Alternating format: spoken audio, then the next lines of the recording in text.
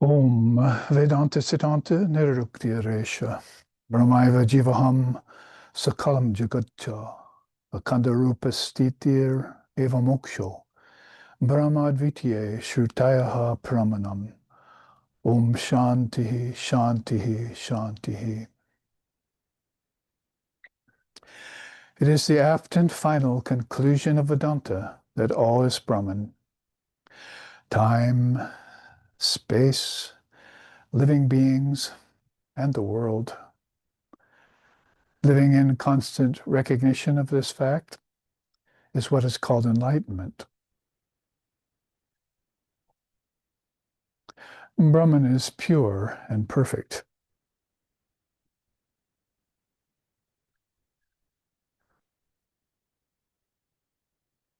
Free of all taint. And the revealed scriptures are the sure and certain proof of this fact. Om, peace, peace, peace. And there shines Brahman. May that Brahman protect us. May that Brahman sustain us. May that Brahman illumine our thinking consciousness. Free us from obstacles and impediments, and reveal to us the essence of the scriptures. Om, peace, peace, peace. May peace be unto us, and may peace be unto all. Om Hari Om, Hari Om, Hari Om Tat Sat.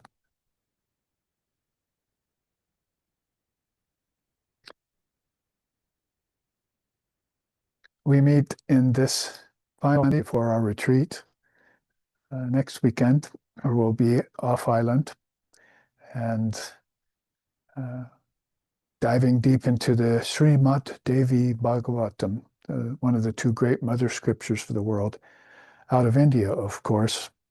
And in the meantime, we're never far from her delusion-destroying feet, as we say, because last Sunday we had this teaching part one on how the five delusions of the world, the five main delusions, fell away when Ribu and Nidaga, the father-son rishis, had the vision of Mother Annapurna come to them after they did their mantras for many years and meditated upon her. And then we wanted to take up part two of this teaching from the Annapurna Upanisad this week. And therefore it'll be a two-class collection that we can look back on and remind ourselves of sometimes how apparent, hiding in plain sight, the delusions of the human mind can be. At the same time, we want to keep in mind that also Brahman and our own true self, Atman, are also hiding in plain sight. In the case of those two, it's a matter of objects as opposed to the eternal subject.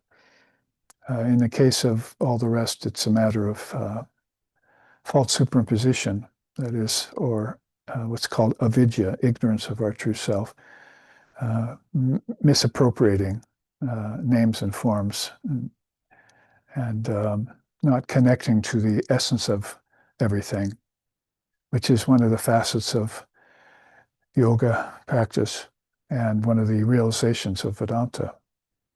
Helped along by Samkhya's list of the 24 cosmic principles, which we'll look briefly at today because one of the delusions has to do with the three bodies.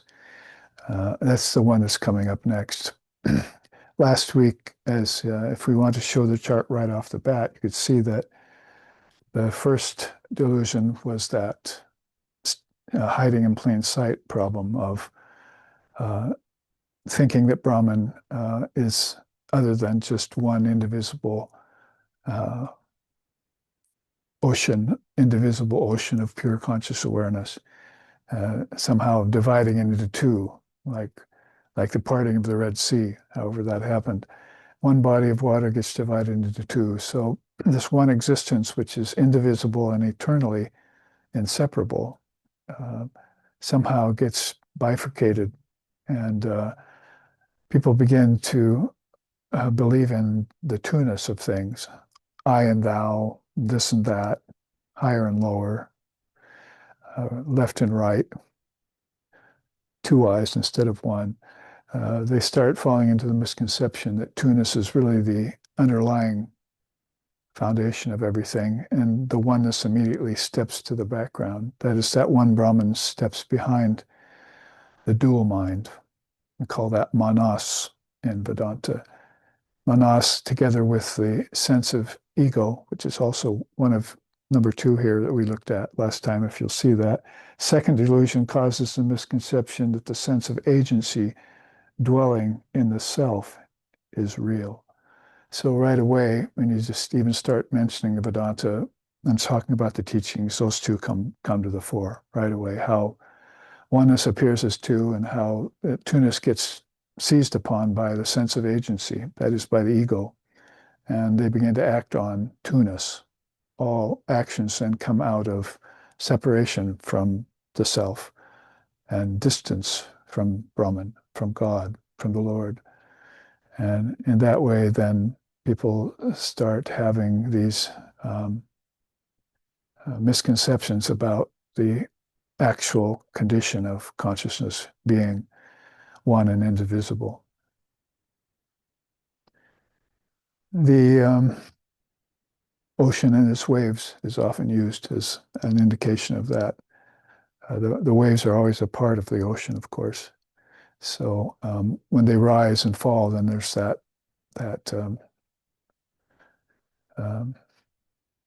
misconception that the ocean has broken into many waves, when really it's just one indivisible ocean. My teacher used to say that if you dive deep into the depths of the ocean of consciousness, then it's all peaceful and one and indivisible. But if you come to the surface, you'll get tossed about by its waves. That's the same ocean, sort of like the same snake that's still and then wriggling across the floor. Sri Ramakrishna said that. So the motion or the movement is one of the things that we'll look at today. That's in number 4 and 5, when we talk about things that change all the time, and that the change makes us believe that Brahman changes, but something that's one and indivisible isn't going to change, not certainly at its essence, like the ocean. So in that way, we use metaphors in nature, to analogies and so forth, to try and show ourselves back to the gateway to truth. Open the keyhole of the mind. That's what one of my new charts talks about. And turn that lock and unlock the secret of oneness, of the oneness of everything again, the indivisibility of everything. So right there, for those of you who weren't able to take in part 1 last week, we've kind of mentioned the first 2 delusions. And we should mention too that those did not go away when the vision of Annapurna was received. They got revealed. So that's different. There's something, the delusion of the world will never go away. It's a part of the world. And the delusion in the mind will never go away. It's a part of the mind. The 6 passions will never go away, like lust, anger, envy, jealousy, pride, grief, arrogance, so forth, will never go away, because they're a part of the mind. They rise from the mind. So then great beings know that they have to transcend the dual mind and get back to the third eye, open the third eye. So it'd be a matter of coming up to the Vishuddha chakra and then going to the Agya chakra, and then finally graduating to the Sahasrara chakra, if you want to put it that way. Sri Ramakrishna himself said that if the Vishuddha opens, the throat chakra opens, then you begin to see what's in the Jnanakasha and what's in the Chiddakasha. That happens when the Vishuddha chakra and the Agya chakra, third eye, open up in understanding. And those are levels of consciousness within us. So in that way, then, people are living in delusion and maybe hoping it will go away, but it doesn't. What happens is they get a vision and they finally see that it's there. and that it's something to be transcended, and then they do the business of transcending it. That starts with purification of mind and then proceeds with sadhana, self-effort, practice, and then culminates in realization of non-duality. And all the time, the delusion of the world and mind is just sitting there untouched. Nothing happens to it. So this is what happened to Ribu and to his son Nidagha in the Annapurna Upanisad. The son approached the father. The son was a very advanced yogi. It's like a king of yogis at the time. So he's very advanced, but his father was realized. He wasn't just advanced. And he asked his father, how did you get realized like that? And how can I get realized like you? And the father said, I meditated and used the mantra of Divine Mother for decades and had full faith in her. Finally, she appeared to me and I asked her, she said, ask for a boon. I said, may I realize myself, you see, the self. When I know the truth about the self, may it dawn upon my mind. So that self is, of course, Atman, all abiding. And the Divine Mother said, so be it. And then she disappeared. And as she disappeared, Ribu became aware of all the things that had been in the way to his enlightenment. So when she left, they left. That is, they left means they got revealed. His mind got opened to seeing that people everywhere in the world are seeing themselves separate as Brahman. They're born seeing themselves separate from God. And nobody ever starts off this foot race called life thinking, I'm one with God, I'm one with God. It's very rare that you'll find a soul like that. In fact, most souls, even great ones like Shankara and Vivekananda, will take some years to get to that level of oneness, realization of oneness and everything, because collective humanity is operating under that delusion that God is separate from the self. But I and my Father are one only happens every once in a while in certain great souls, and they'll only give it out to certain people who can truly understand it. So that's one fact that we find very beautiful about the Annapurna Upanisad, is that people are living in delusion, but as soon as they see delusion, then they can go beyond it, not before. They have to realize that it's a part of their everyday life, like the two-ness of everything, and like the believing in the ego, sense of agency as being real. So those two are the first two that get attacked in this realization that Ribu is having. First, he saw that everyone there was living, on earth was living as if they were separate from God, and separation from God never happens. It just appears to happen. Number two, he saw that the sense of agency was the reason for that, is that since they were seeing two and everything, they opted to take the second one of the two as their standpoint instead of the first one. If they had separated from God and then said, you're the master and I'm the servant, it would have been different. But they separated with God and said, I'm the truth, and I don't even believe you exist. Where are you? You're not anywhere. I can't see you. I can't hear you. So that is the ego's work, gets in the way. So those are two major delusions, 1 and 2, that come forward right away, that people who are teaching spiritual life and spiritual progress towards the enlightenment I just chanted about when I opened the class. This is enlightenment. This keeping in mind that this is the fact is what the definition of enlightenment is. People are asking all the time, what is enlightenment? And well, that's what it is. It's realizing that all of this is Brahman without divisions. And they have to live in that realization of oneness, or not two-ness, or non-duality, or Advaita, and establish themselves in it, like as if you were establishing yourself in the ground of existence, Meister Eckhart said.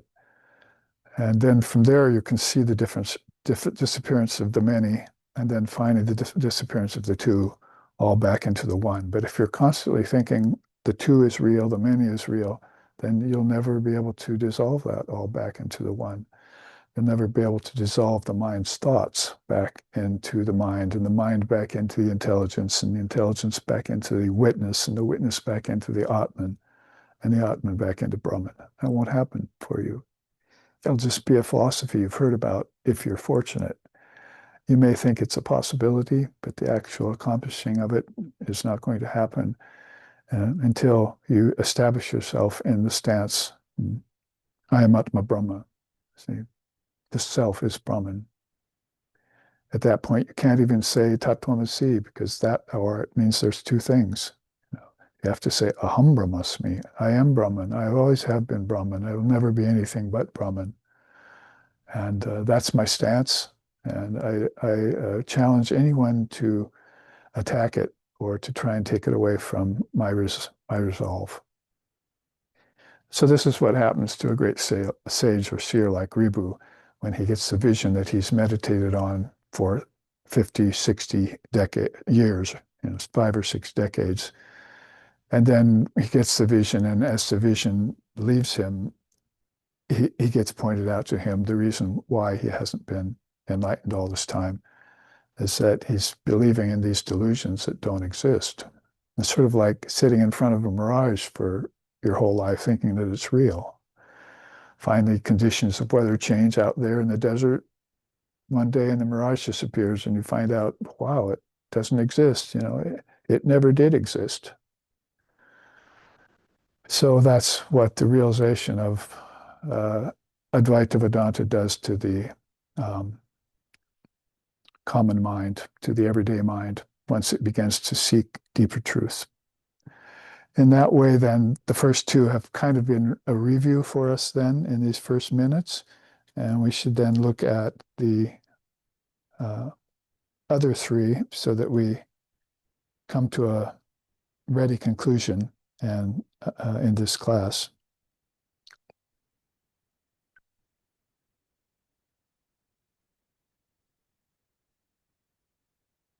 Let's see what number 3 holds for us then. And see there that the third delusion consists of thinking that the jiva associated with the 3 bodies has any real attachment to them. I mean, you could say from the standpoint that you're really attached to your physical body if you're just an ordinary person, right? You're raised to think you're the body, and you don't have anyone telling you otherwise. You don't see any proof to you being anything else but the body, because everything else is external to the body, and the body is at the root of everything. And it's where you live, it's your abode. So nobody's telling you different, for one thing. So, and when this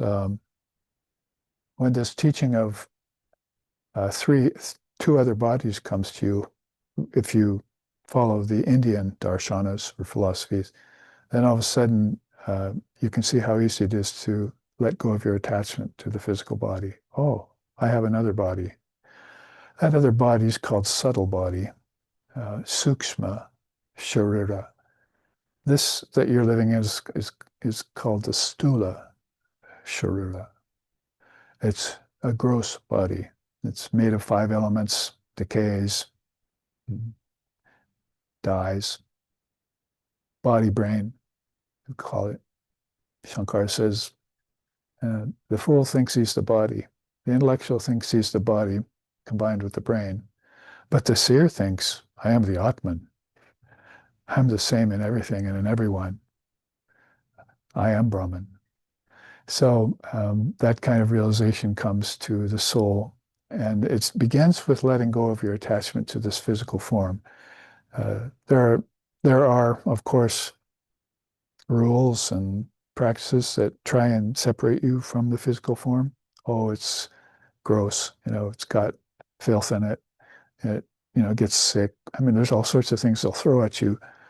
But the real way to get rid of attachment to the body is to possess a second body. And you already do that. It's called your mind. It's a mental sheath.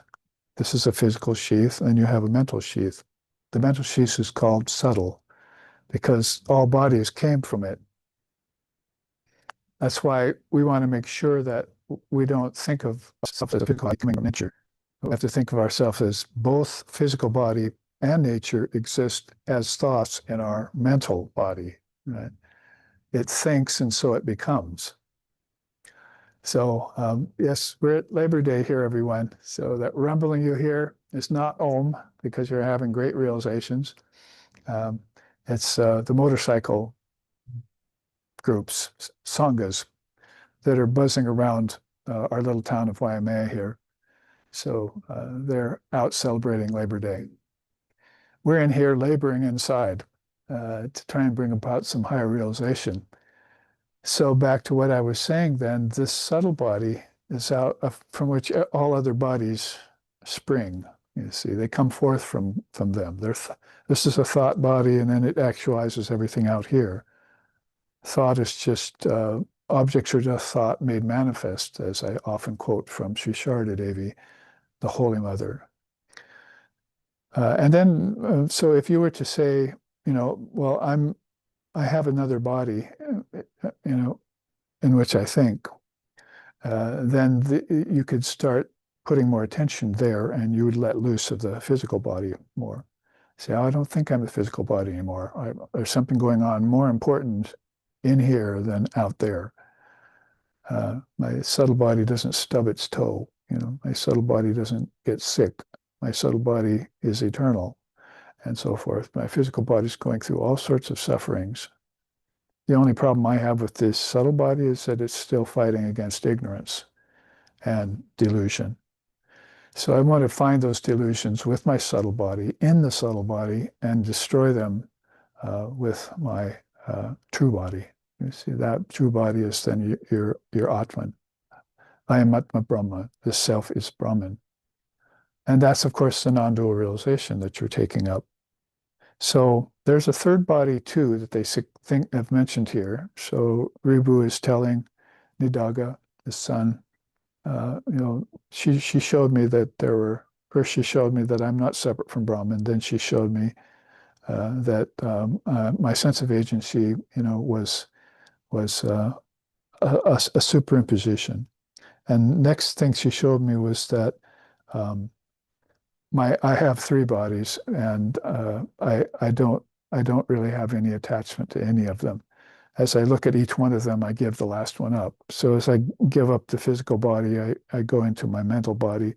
When I give up my mental body, I go into my causal body. And what does that sound like to you? It sounds like something you're doing every 24 hours. You're going from waking to dreaming to deep sleep.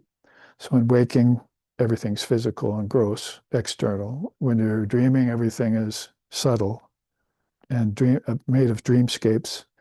And that's your thought process going on without the five senses, without the body. And then when I go back to my causal body, I'm in deep sleep, nothing's happening. Everything goes away.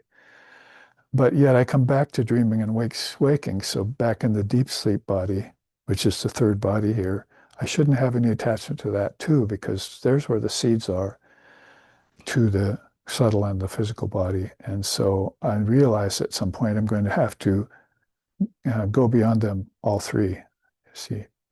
Because if I just find out what my deep sleep body is, where the seeds are, then I won't find out how to quit watering the seeds so that I don't have to dream anymore, and I don't have to die anymore.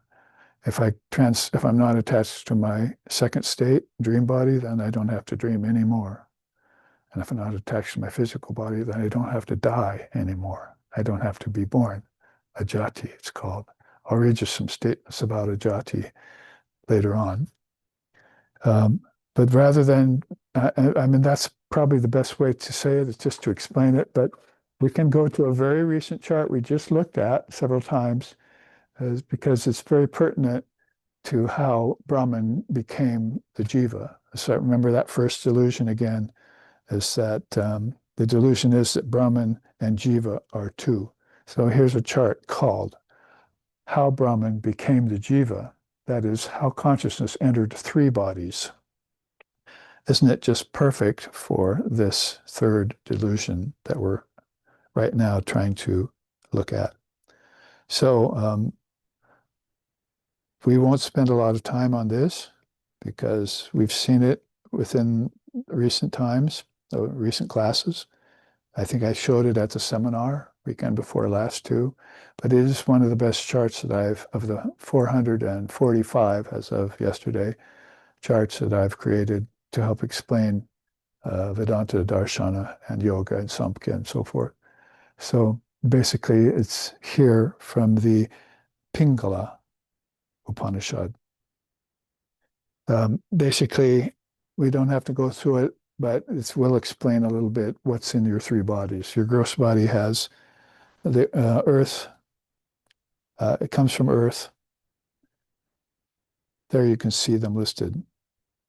Skull, skin, flesh, bones, intestines, nails, etc. From water comes blood, urine, saliva, perspiration, gastric fluids. So you can see this is all five elements broken up into five other things. It's all a quintuplication process. From fire comes hunger, thirst, heat, lassitude, and sexual union. From air comes activity, transportation, breathing, motion, etc. And from ether comes lust, anger, jealousy, shame, and grief, etc. That is, the six passions and eight fetters are called. That's your gross body listed, made of five elements, but with all those concomitants in each one of them. See, so people spend many, many, many lifetimes studying those sets of fives as if they were real. Like if you're a doctor, you've got to know all about all of those things so that you can help heal people. And if you're an athlete, you have to know about all of those things so you can get healthy and win the competitions and so forth and so on. So this becomes preoccupation with the gross body alone. See? But I should have no attachment to that. If we go back, right, what's he saying? Basically, the third delusion is because the jiva is associated with his three bodies, has no real attachment to any of them. They're just something he uses and moves through and comes back to. His consciousness is moving, as it were, through three levels of awareness, using three bodies and three states, waking, dreaming, and deep sleep. So in that way, then, he can let go and does let go of his body in dream, right? Physical body goes away. Also in death, also in deep sleep, also in samadhi. That is when you have highest meditation. If it goes away in all those times, then why should I be so attached to it? Why should I consider it the only reality? At least I should know that much and know that I go into another body, which is also my own. And I shouldn't have attachment to that either, because the Atman is always unattached. Your true self is always unattached. It's ever free, never bound. What is that subtle body then? The eightfold city of the subtle body is called by the Upanishads. First of all, five pranas and their upapranas. You're not, if we were into a class on pranayama right now, we could talk about them. But basically, there's the outgoing breath, ingoing breath, health breath. There's the stable prana. There's the moving prana. There's the prana that takes the mind inwards and upwards, the prana that evacuates your waste. And we can go through all that again, but we've all heard it so many times. Just know that those pranas exist in your subtle body. The gross proportions of them or versions of them exist in your physical body, but the pranas exist in your mind. That's psychic prana, they call it, or energy of thought. So it shows you how you bridge into the subtle body from the physical body. You use the prana to do that. Isn't it true that when you've got your asana together, they want you to breathe? So some people make the mistake of, oh, I feel good now, my body. Other people go the full distance and say, my body's gone. I just breathed myself out of it. You see, just like I did in deep sleep last night. I breathed myself out of it. I kumbhaka'd myself out of it. So that's the real yogi and yogini who then puts the body in a position like Lord Buddha did for 49 days under the bo tree and then went into his mind and left his body aside. What's all the great yogis do, like in the caves and so forth. The prana has to be arrested. See, so somewhere inside you, you have a prana police that's going to arrest you. Don't move. Stick up your hands. Quit breathing. Freeze. The other part of the subtle bodies fall under that. The organs and objects of action, those are tongue with speech, hands with activity, feet with locomotion, anus with excretion, generative organs with procreation. Those then are two sets of five. So everything is quintuplicized again. And those are originated in your subtle body, in your mind, your sukshma sharira, your subtle sheath. Then the inner organ and its spaces, mind, intellect, thought, ego, and higher mind. At the throat, mouth, navel, heart, and forehead centers, they say in this Upanishad. That is the Annapurna or Pingala Upanishad. I'm sorry, Pingala Upanishad. The Annapurna Upanishad was back here with this chart that we're taking it apart, the three bodies with the help of this chart. Then to finish up the subtle body, there's, of course, the good old senses, right? And don't forget the subtle senses that go with them. Ears with sound, flesh with touch, eyes with form, tongue with taste, noses with smell. So basically that's, and then at the bottom there you see the 5 tanmatras, and desire, activity, and the 3 gunas also there lodged in your subtle body. That is desire, the desire to act and to accomplish, and then the 3 gunas and how they're moving through the mind all the time.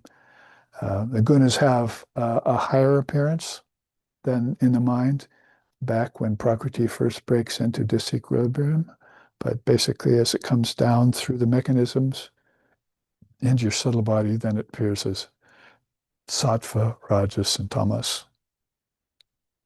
We know about those. Causal body then is the third body. It has such things in it called the overlords. We could just call them the deities. The 4 directions, the wind, the sun, Prachetas, the Asvin, twins, fire, Yama, god of death. I just copied down the Yamastakam last night from the Srimad Devi Bhagavatam. I'm going to put it into music. It's the 8 verses on salutations to death, to Yama. Very beautiful. Who sings it? The Divine Mother, Savitri, sings it to Dharmaraja. Dharmaraja is the king of all dharmas. That's called death. So it's a beautiful relationship that illumined beings have with death. It opens up the subject of the illusion of death, or the real meaning of death, or the transition which death helps you to make through these 3 bodies to your true self in a whole new way. So that's Yama's listed here. It reminds me of that. Then Indra, the god of all the gods, Upendra, and Brahma, Vishnu, and Shiva, the Trinity. So this is good news. All of these beings exist in our causal body, and they're our good friends. We're like that with them, as they say. I'm like that with God. So those beings are the overlords, as it were. And then you see what's also part of the causal body is lack of things. When you look at the gross body and the subtle body, it's a plethora of things, right? There's so many, myriad of things. But when you look at the causal body, its characteristic is less, less, less, none, you see.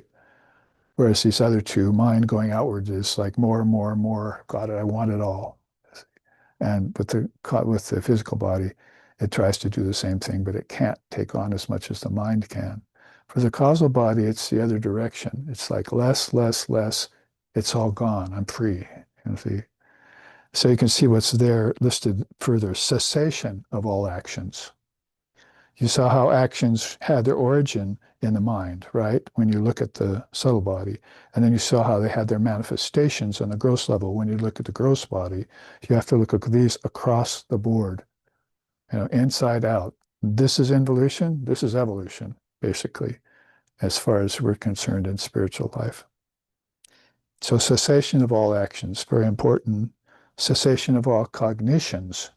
That's a big one. Basically, they're in the subtle, I'm sorry, the causal body, which is, by the way, called Karana Sharira.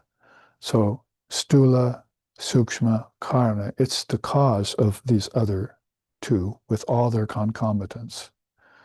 So you've got the subtle body coming out of the causal body. But if you go back into, it's like dreaming coming out of deep sleep. But if you turn back and quit dreaming and go back into deep sleep, then you're very close to this oneness we're talking about, homogeneity, that now these first two delusions will not have a chance to exist.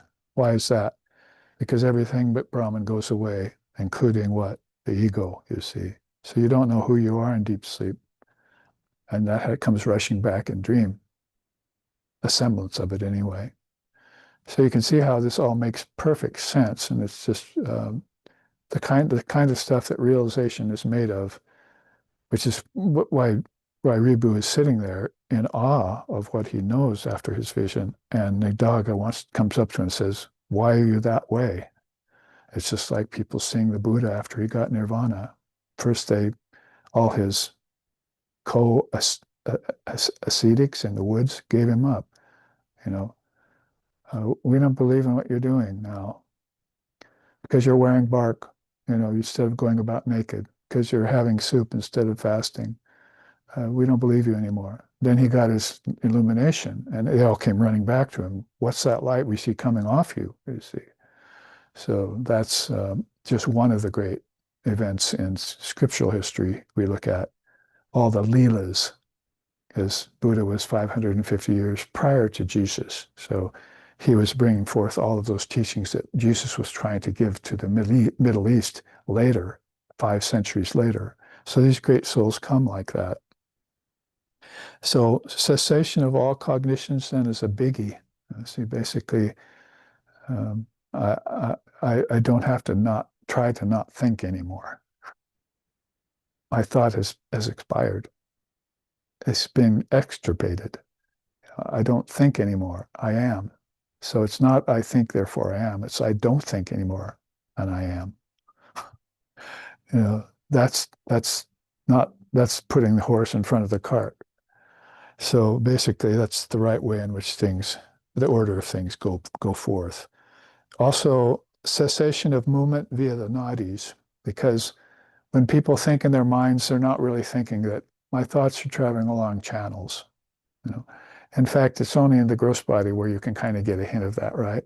As your doctor tells you, you've got some things in your bloodstream that aren't very good. So all of a sudden you realize you've got stuff flowing through you that the kid never knew about. You've got cancer cells flowing through you, or you've got, less or too much white and red blood cells flowing through you, or you've got lots of, protein or none flowing through your channels. So it's in the physical body, you get an idea that there are things flowing in me. In the mind, you don't think that way, not until thought starts to really flow in the right direction. But it's all facing down, you see. Basically, the eyes are outward going, the ears are outward hearing, the tongue is outward tasting, sense of smell is outward smelling. So that's why they're defective. They're not going back inside to the source. They're not connected back to so that the prana can flow. Because the prana is really what's flowing to cause everything else to flow. But that gets arrested in your subtle body. In your causal body. So that's a movement via the nadis.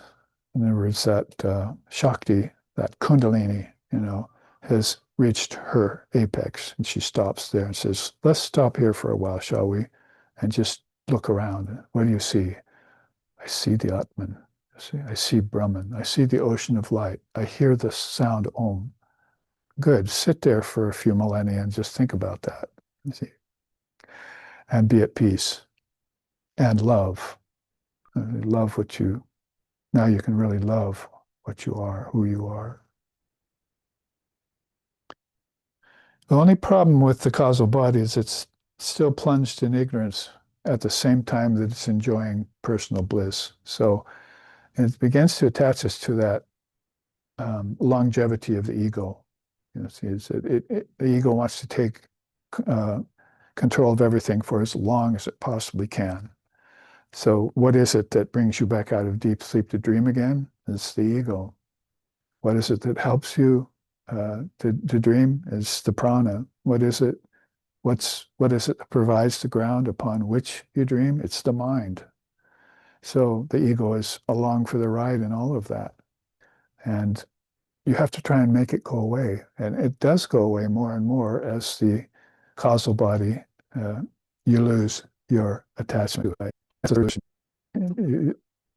First of all, they think there's only one body. When they find out there's three, they can give up their attachment to the first. Then after that, they have to give up attachment to all three because that's what's going in circles, cycles, right? That's what samsara is.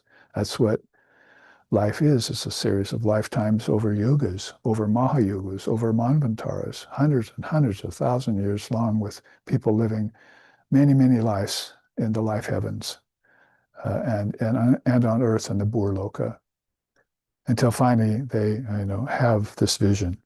And the goddess says, well, you've been living in 5 delusions here. Here they are, and they're free. It's so beautiful, really, is that they're living and the only reason that's keeping them from being free is that they think those delusions are real, right? They think the world is real. They think the body is real. They think birth and death are real. They think their ignorance is real. There's only one reality, and that's Brahman, and thou art that. Okay? And that cuts to the chase. It cuts everything away, bodies, worlds. And now I'm Atma Brahman. This self is Brahman. That's what's said here. At the end of many lives and good deeds, beings seek liberation. Resorting to a fine teacher and serving him well, they inquire into bondage and liberation. Doesn't it sound like, and now we can go back to it, doesn't it sound like this? First I was bound without a clue. Now I'm bound, but I'm seeking liberation. Now I'm free. And now I realize that bondage and freedom never existed. It's not that. Really waking, dreaming, deep sleep, and turiya. And it's really like the ordinary soul, Nidaga, Ribu, and Mother Annapurna. It's just really like that. Stacks up like that.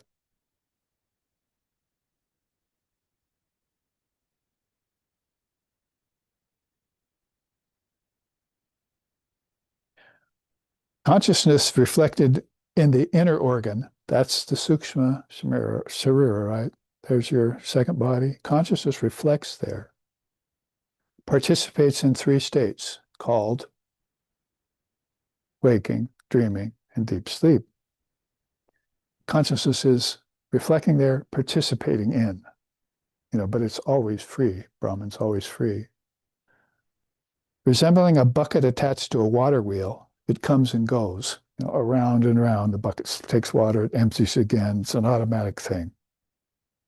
That water bucket might as well be your body, and the water might as well be the prana, continually feeding the whole process of the mind. And it makes one feel that one's being born and one's dying. That whole thing. Oh, my bucket's full. I'm living. Oh, it's getting empty. I'm dying. Just like a water wheel, it goes on like that. Waking, dreaming, and deep sleep. But no turiya at the end. It's always back to waking again and more dreams. From dreams awake, from bonds be free. Know the truth. Thou art he. Thou art she. You are Shiva and Shakti. If you want to go to the primal tunas, think about Brahman as dividing into Shiva and Shakti. And, that's better than it dividing into Purusha and Prakriti, which is also helpful to know. Therefore, the embodied being stationed between the eyebrows, providing the body from head to feet, then becomes the agent of all sorts of actions and the reaper of their fruits. Is it not what we just said up here? Sense of agency is that delusion, second delusion that's pervasive in everyone.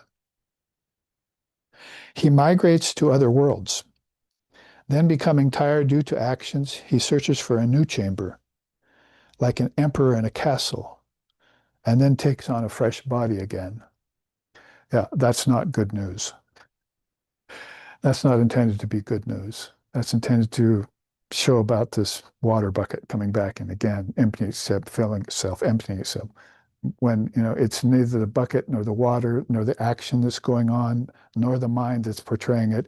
It's the witness back there that's saying, why am I doing that all the time? When am I going to stop this? When am I going to arrest the prana?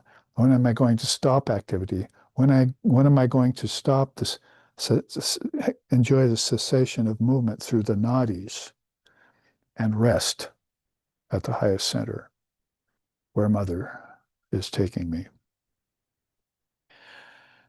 A very recent chart then we just looked at, and now let's take up number 4 here because we want to be able to have some sort of a conclusion to this 2-class series. You can see how it could go on longer. Number 4 says, the 4th delusion concerns the falsehood that the immutable Brahman goes through changes. Well, you might say that what we just talked about has more to do with energy than anything, right? I mean, if I arrest my breathing, prana, if I arrest my thoughts going through my mind, that's energy, right? So it has to do more with energy. First prana, then shakti and kundalini. So that's what I'm talking about mostly when I talk about the ego and why it's getting mastery over all these higher principles, like the gods, for instance.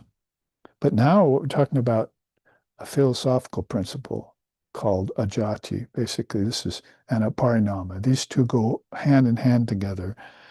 So the delusion then that got revealed to Ribu when Annapurna gave him his boon and disappeared back into him, back into the vision of his mind, where she dwells in the deepest level, was basically that that it's very important. Brahmasacha Jagad Mithya, the word Mithya, Maya, and Samsara, it's just synonymous with change. And Brahman, Atman, and witness and all that are synonymous with non-change. It's the wheat and the chaff in philosophical way of thinking in India. So if you can start looking for the unchanging, searching for the unchanging, then you can merge yourself back into divine reality, which is why we take the mantra, still the thoughts of our mind, see our Ishtam inside of us, go to our Ishtam, and then our Ishtam takes us through the door into the ocean of Brahman, and we merge there.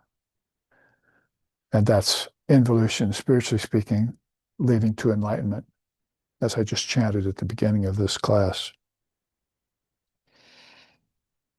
Otherwise, the idea is that everything's going through constant changes. That's called cycles, transitions, movements, and the movements going on mainly in those first 2 bodies, right? Physical and subtle bodies. The movement curiously begins to cease when it gets into the causal body, the deep sleep state, and you get the best rest and reflection and deep sleep. So in that way, then you study your 3 bodies and you say, well, I still have attachment to my 3rd body. I still like my causal body because I get rest and peace there. So then, but that's, as the Upanishad said, there's still that sense of not knowing in deep sleep. I don't know why dreaming and waking are going to take place next. And I don't know how to get beyond deep sleep to Brahman. So that I wake up not into the waking state, but I wake up into Brahman. That's what the inward moving direction is all about, is waking up not into the waking state, waking up back in to Brahman, to your source. Wake up to your source. For this purpose, and we might as well add number 5 into here and sort of take them all at once. Number 5 says, the 5th delusion falsely attributes reality to the world as separate from Brahman. That's such an important point, so that people can then go ahead and participate in life, because not everyone's an ascetic, Not everyone's a mature renouncer. Not everyone's a monk. Not everyone's a yogi in a cave. Not everyone's a seer, done with life, a realized soul that's through with desires. No, most people are not at that level. We're very happy to see anyone that does reach any of those levels. But on the other hand, those people who are still trying to reach those levels are participating in the world as if it were separate from Brahman. You see how they kind of connects back to number one here. It's almost like a cycle of delusions that connect to one another and really include all the most important aspects of gross, subtle, and causal bodies, all the tattvas, into one cycle that's always going on, that's got people hypnotized by the billions, souls by the billions hypnotized into thinking that the world is real. And that has to do because of change. They never see the unchanging except in deep sleep. And they don't see Brahman in deep sleep. You have to go to Turiya for that. So what I'd like to do then to kind of clarify what the non-dual statements are saying here in 4 and 5 is to just read some from this chart on ajati, the birthless, deathless nature of reality. I think I'd rather go there in the time remaining than show the aparinama chart, which we've seen many times. But basically, when you say aparinama, you mean freedom from change. And when you say ajati, you mean freedom from birth and death. So you can see how they're very connected and how they apply to these delusions by just hearing a few of the truths of the Advaita tradition. At the top, we see the avatut. I am acreate, distinct from all worlds projected by the mind. So that's a huge statement. First, take it backwards. All worlds are projected by the mind. And then after that, I'm distinct from all those worlds projected by the mind. I'm really acreate. So those things get created. I don't. And this is kind of the essence of the ajati vada path. That is the path of those who know that they're never born, they never die, because the Atman can't be created and can't be destroyed like everything in your three bodies can, right? Everything there comes and goes all the time. As in that way, it's not stable. That way, it's unchanging. Parinama. But this one thing is a parinama. And because it's that way, then it's stable. It's the rock upon which you build your spiritual life and your higher realizations. And the tradition breaks it up into these three things. First, your true self, the Atman, which is beyond waking, dreaming, and deep sleep. It says here, just listen to these as they flow by. Consciousness is God, is the eternal substance, which is existence.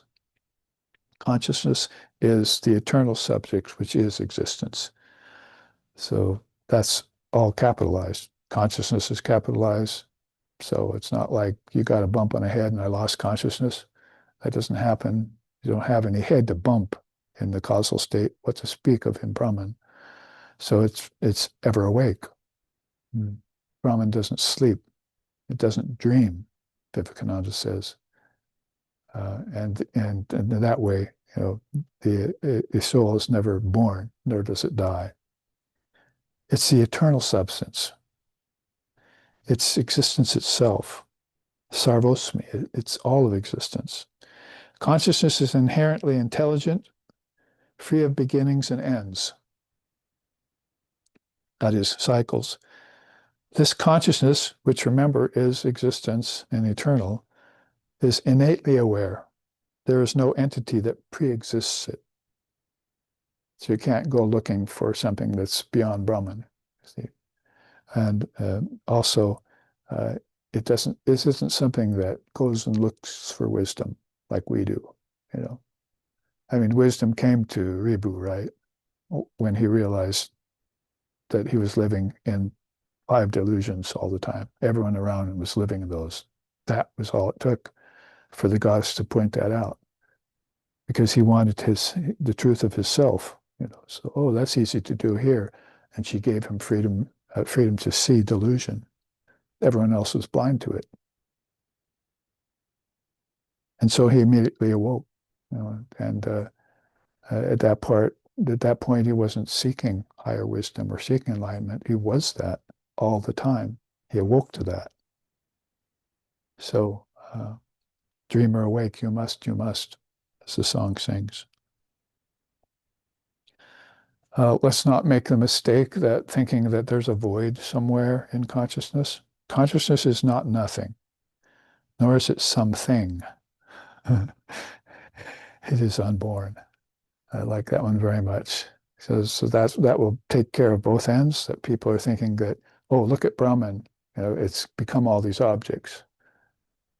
And that's one problem going in one direction. The other problem going the other is the philosopher that thinks there's a void out there. All of this goes into nothing.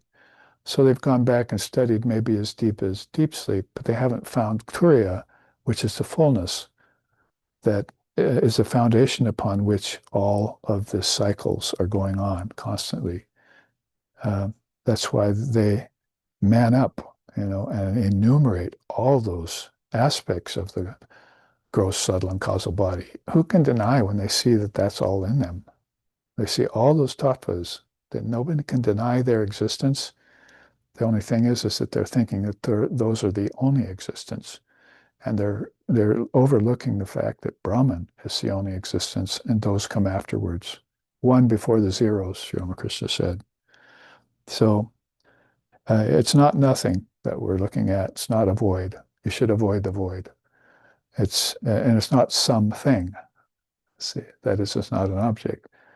So that leaves you with the fact that it's eternal. It's unborn. It's always there. I'm not always there because I'm not with my consciousness. So I go in and out. It stays. I come and go. It's called rebirth. It's called waking, dreaming, and deep sleep, right? But it stays the same. So that's why I say it's a parinama. It's unchanging. It's unborn. It's a jati. Being beginningless, consciousness existed before the initial thought of creation. So take it backwards again. Oh, creation came from thought. You see, you can't just read it from the beginning to the end and walk away thinking you know it. It's a huge statement there full of meaning for you. Take it backwards. That's it. We'll take it forward, then let's take it backward. Then let's take it from the middle out. Then just chop it up and look at all the parts. Aren't you a great scientist that you would do all that with matter? Well, how about doing that with prana? How about doing that with thought? The metaphysicians and the psychologists are doing that. So how about doing that with knowledge? The philosophers are doing that. How about doing that with truth? The seers are doing that, you see. You have to chop it up forwards, backwards, inside, and out, just like you would do anything in matter, in nature, to get that kind of truth out of it. So that's why I say start from the back. Consciousness existed before the initial thought of creation. It's not just like walking up and saying, consciousness exists, You have to stop them twice. Their doubts, their complaints, their doubts, their arguments. You have to stop them twice. Consciousness exists before the initial thought of creation. That will shut them up. What did he just say? That means he's saying creation's a thought, came from a thought. I never thought of it that way. You see, then I can take that up first. Then maybe I can find some grounds on which to relieve him when he says that it's beginningless. Consciousness is anterior to life, mind, thoughts, time, space, individuation, energy, and matter. I'm just taking the Madhaka Upanishad's beautiful saying that anterior to the senses and their objects is the Atman. Consciousness comes first because it actually doesn't have a beginning, so you can't really say it comes first. It's always there. But in terms of involution, you're often going back to wherever the source of this creation has come from. then you'll find it in your subtle body, and then you'll find your subtle body in your causal body. And that will wake you up to the fact that there's something going on at a much deeper level in consciousness. And that will lead you to the fact that, when you cease your actions, cease your thoughts, cease your traveling along the nadis, as the last chart just told us, then you'll find consciousness in its pure and pristine state, immobile, immovable, stable, eternal, all-pervasive. You couldn't convince it to move because it's already everywhere that you would think there would be emotion for. So that's how you have to start thinking about your consciousness, and then your consciousness is you. It is your existence. All the other forms of your existence with a small e come and go. They change. They have beginnings, middles, and ends. They're born and they die. They cause suffering and ignorance. All other forms of existence do that, except this existence that is you, your Atman, your true nature. Consciousness is free of vibration, unlike thought, energy, and matter. So let's look for the vibrationists, or let's look first for the primal vibration. In the beginning was the Word was with God, and the Word was God. Now I'm going back to the primal vibration that vibrated in the cosmic mind first, that gave rise to all of this. Now I've got to the height of everything. It's like watching something for so long until you see it vibrate. See, or listening for something for so long, you hear its first sound, the first vibration coming from it. Like watching the lake, with your float there at the end of your fishing rod all day until you see a little swirl and you pull at that time. That kind of concentration will then net you this realization that that consciousness is free of vibration in its essence. Consciousness witnesses the mind's projecting powers from within itself. There's nothing outside of it, so it's not like you can, when you're going beyond things, that you're going to transcend consciousness. Consciousness is giving you everything that you need to transcend. And when you transcend it, you're at consciousness. And you are always in consciousness, not unconsciousness. People who are laboring under 5 delusions, they could be said to be in unconsciousness. Consciousness is original, adhisthana. It cannot be manufactured artificially. So you might say that everything here is, the body has been manifested, it's been manufactured artificially by nature. We're just like products of nature for the body. And, let's put them together, then let's decay, pull them apart.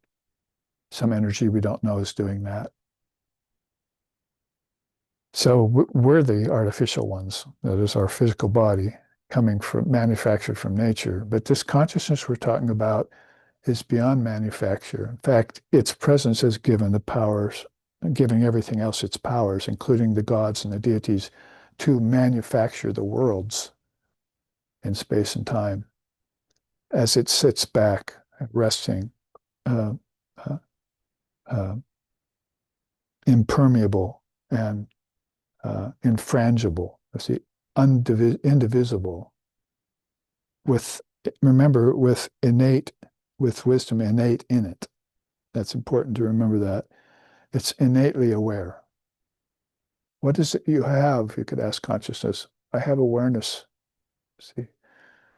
So becoming aware of a thing, of course, is something very precious. And if you talk about that highest thing with a capital T, then that awareness is the most precious of all things that are precious. Being unborn and unchanging, then, and this is from Vivekananda, who could possibly produce Atman? It's actually said first by Gaudapada.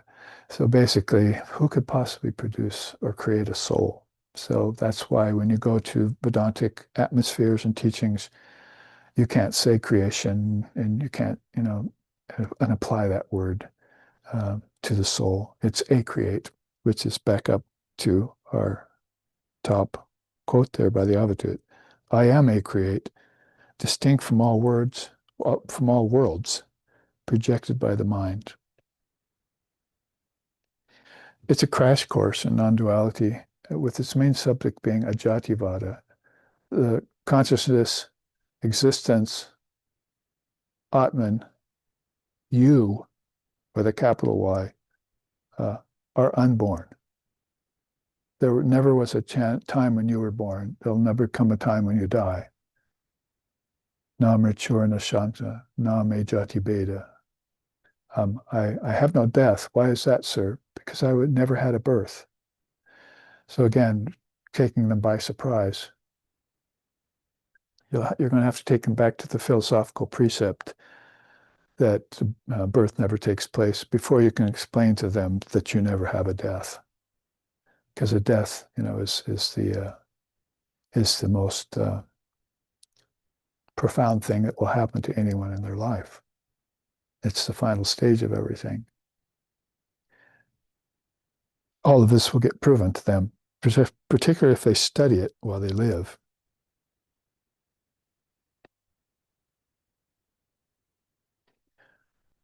We won't have time to go through it all, but I would like to go through some of the other column here on the far right about non-origination, ajativada, because Gaudapada has a lot to say about that, which encourages us along this line of thinking towards a positive end by giving up these delusions and having grounds to do so. I mean, you can't just look at the 5 delusions and say, oh, those are kind of easy to get rid of. I mean, the very first one, that you're separate from Brahman, religion is teaching that. Dualism, it's called, teaching that you're separate from Brahman, from God. It's also then next teaching that you go to a heaven, a world, so that you find God inside of a structure. But all of these things are not acceptable conclusions for the truth seeker, for the freedom seeker, for the knower of Brahman. So unoriginated is the special word in English. It's ajati in Sanskrit. All entities should be known as beginningless, like the sky. That's from the Avatud. It's also from Gaudapada's Karika. All entities are really Adi Buddhas, forever enlightened. Isn't that nice? You think about yourself as that. Who are you? I'm an Adi Buddha. What's that? A person who's always enlightened as to the truth that is expressed here through these precious words. And what is an Adi Buddha? It's an entity that's always filled with peace, which is always free of origination. That's beginnings, middles, and ends, and always very blissful. Now you're describing the nature of the Atman, full of peace, full of bliss, and without change, without beginning and middles and end. That's about as much as I can tell you in English. And now let's go to the Sanskrit, have it corroborated. After that, let's go to direct spiritual experience through practice and realize it ourselves, as so many beings have done. And they found this, that the true nature of entities is free from all and any veils and coverings, particularly 5 that we're talking about right now. So Ribu is free of all these 5 now. Nidaga became free of all these 5 by following Ribu's disciplines, meditating on Annapurna with the great with her great mantra, Om Shrim Sao Shrim Klim Om Namo Bhagavat Annapurne Mana Bilashitam Anam Dehi Svaha.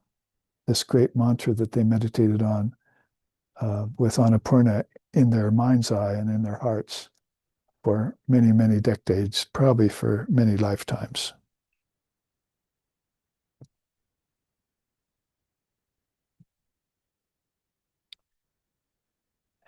All entities are enlightened and liberated from their very beginningless beginning. So say the leaders of the wise.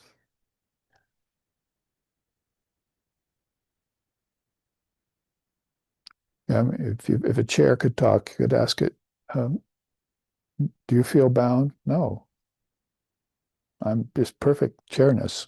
You know, I'm ever free entity.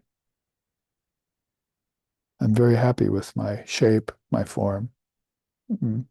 I'm permeated by consciousness. I came out of consciousness. When my form goes away, just like your form, it will go back into consciousness.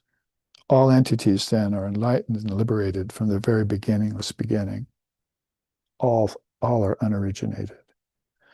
The origination of a thing is the delusion of it, that it exists other than in Brahman. Number 5 is the delusion. See, that's the subtlest of all 5 of these, is that somehow the world exists separate from Brahman. If you could take that away, then all of this would be Brahman, and there would be nothing to renounce. But you see, because these other 4 stand in front of it, including the ego, is that this is very hard to get to and begin to see all of that which is around you, in you, as a manifestation of Brahman, as an expression of consciousness and existence, keeping in mind that it's all unoriginated as you do. Gaudapada attacks it from what I was just saying, that religion is teaching this first one to people by its very nature. It's called dualism. He says, the untrained dualist deludedly wraps the Lord in notions of movement and steadiness when it is free from both. So all dualities then will disappear. And those are called Tvandva Mohena by Shri Krishna in the Bhagavad Gita, deluding pairs of opposite. So it's like, again, snake is moving, then it's not.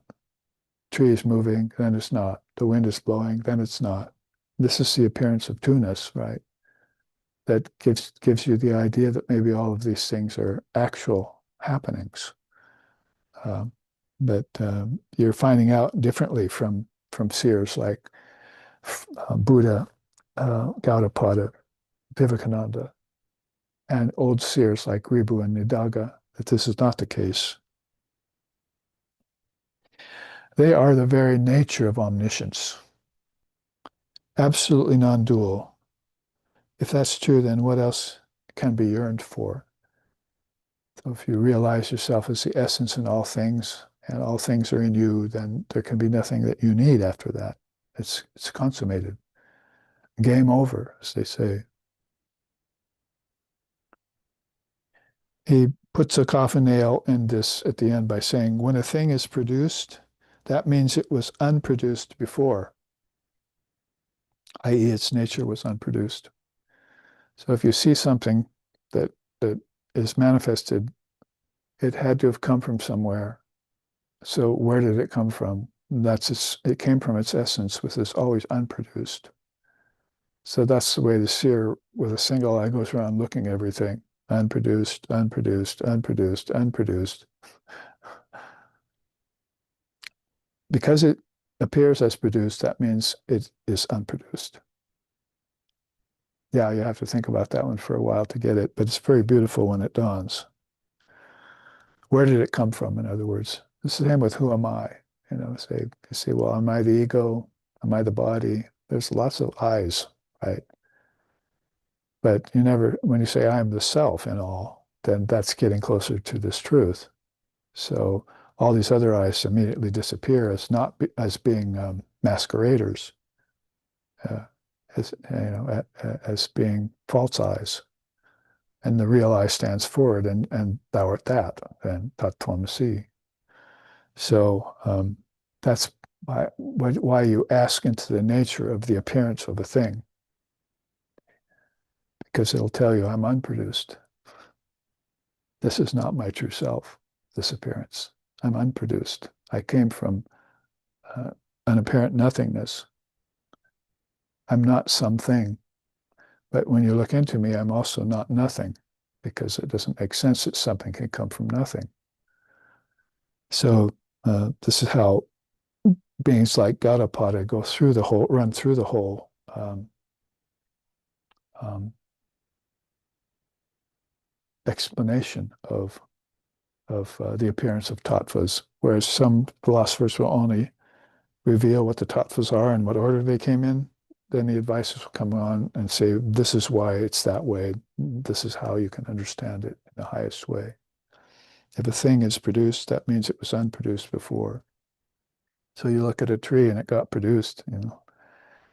So where did it come from? A seed. You look at the seed and you go, you know, and you ask the seed, where did you get produced? Well, in earth. You ask the earth, where did you get produced from? You know, and you go back like that, cause and effect back inside until you find that in the end, all of this is unproduced. It's unoriginated. It's a jati. And the mind is just causing it to rise and fall and make it look otherwise. Because the mind's dual by nature, manas. And then, you know, all of this thing have been understood by Nidagha as he went through all the teachings in India under the tutelage of his father and the other rishis. It wasn't until he came and got his vision of Annapurna due to the practice given to him by his father Ribu that this all got clarified, and it was all unoriginated. Production and unproduction, you know, just like steadiness and movement, is an appearance on the mind. Remove the mind, there's no appearance.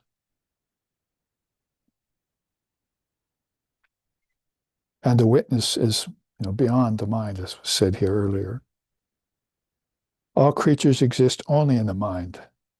They are seen only by the mind. They are not seen apart from the mind. And so that's, again, why deep sleep is important to study, right? Because the mind is gone in deep sleep. What else is gone? The ego is gone in deep sleep. What else is gone? The intellect stops vibrating in deep sleep. Wisdom is gone. See. So what's left? What's the basis of mind, individuality, and intelligence? Because they all come back from something, right? So you can't say, oh, they just went to nothing, because they wouldn't come back if they went into nothingness. So they re-solidify themselves as concepts, as ideations of thoughts, eventually as objects. And the whole world is full of those. All the worlds are full of those. It's just whether you exist in your gross body, your subtle body, or your causal body. We already know the teaching on that now. Don't be attached to any three of them.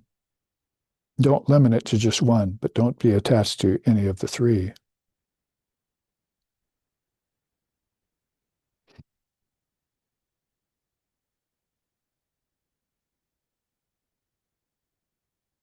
Because he says there's no self-confidence in those who move about believing in an illusory world of seeming differences.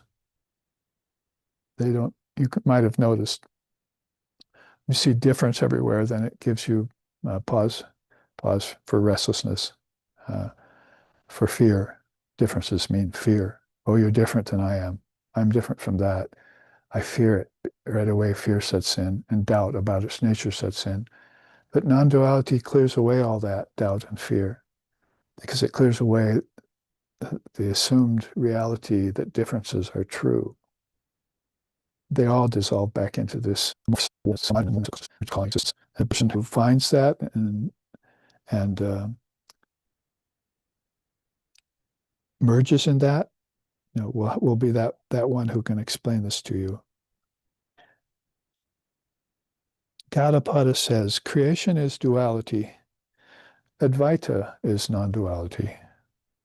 Before creation, no difference between the embodied soul and Brahman ever existed.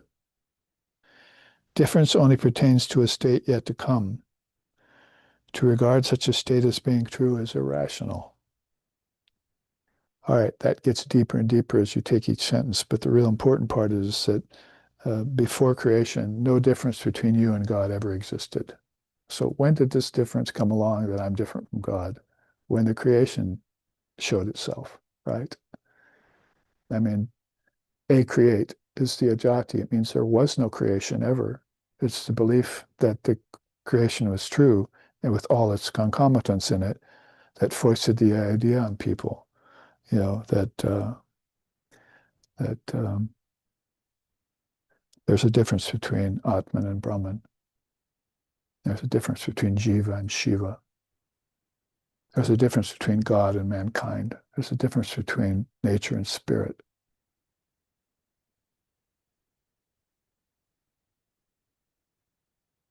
Therefore, seeing oneness is the beauty of all this, seeing that innate oneness in consciousness. I think that covers this chart because we took both of the quotes in it. And I think that probably wraps us up nicely. We have come to almost the end of our time. So we can look back on the first of these classes and take them as a couplet now and look at all 5 of these delusions. And it'll cause us to think about how we're living, how we're thinking, and how better to live and think when the vision of truth comes as it has come to people, and doesn't take away all of creation, but it shows that it's secondary to Brahman. That's why this is the last one. Just think of everything in the world as being true if Brahman is true, but as soon as Brahman is out of the picture or taken away, then the world itself has no foundation to exist upon. And also think that beyond both world and Brahman, that there's is the acreate being, like Avatut and Gaudapada and Buddha and so forth, because God can be reduced to a concept in the mind too. But these seers have realized the oneness of all existence inside of their very self. The self is all in all. None else exists, and thou art that. Say Om Tat Sat Om, as Vivekananda has put it to us.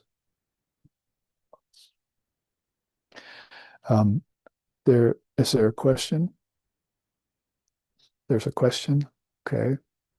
What happens to that distinction between sentient and insentient when you look at it through Gaudapada's non-dual lens?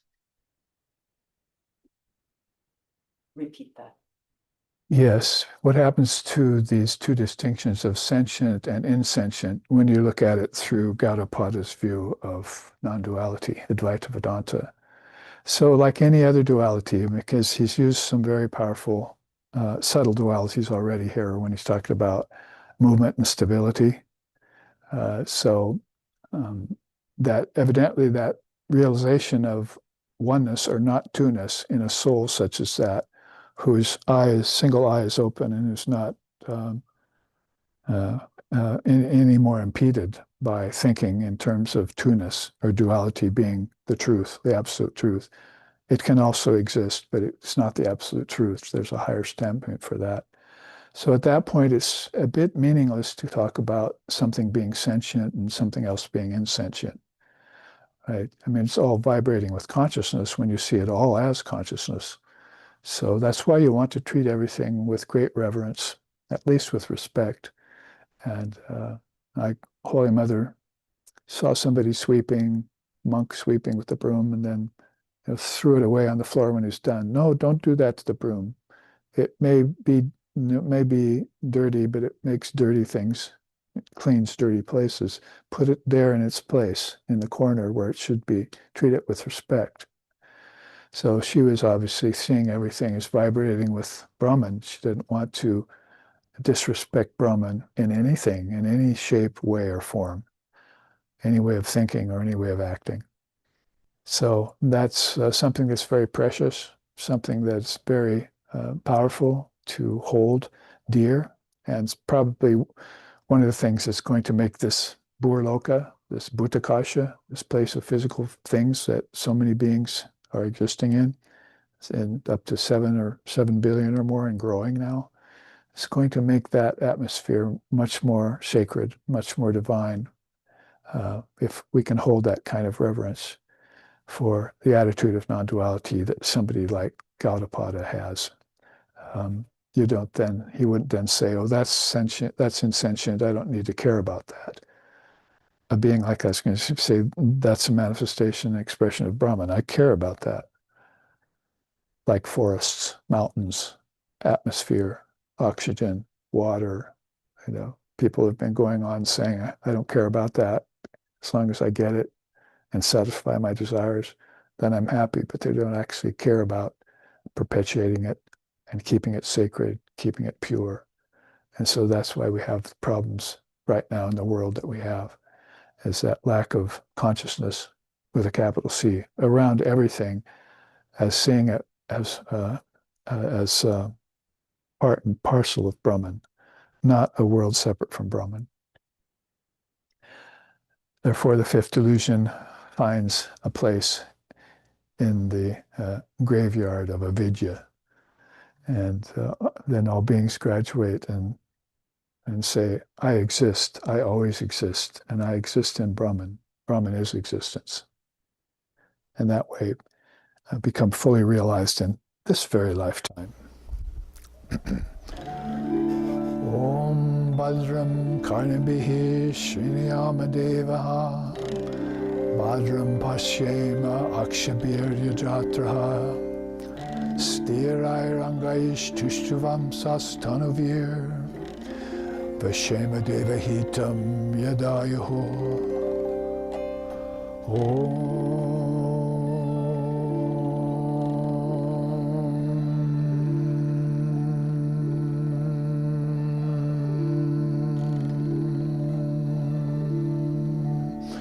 May we see with these eyes what is good and spiritual.